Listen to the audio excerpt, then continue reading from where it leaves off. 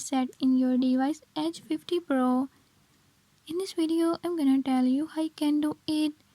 But before we get started, don't forget to hit the subscribe button and turn on notifications. Make sure to watch complete video and learn how you can do it. Let's watch the video.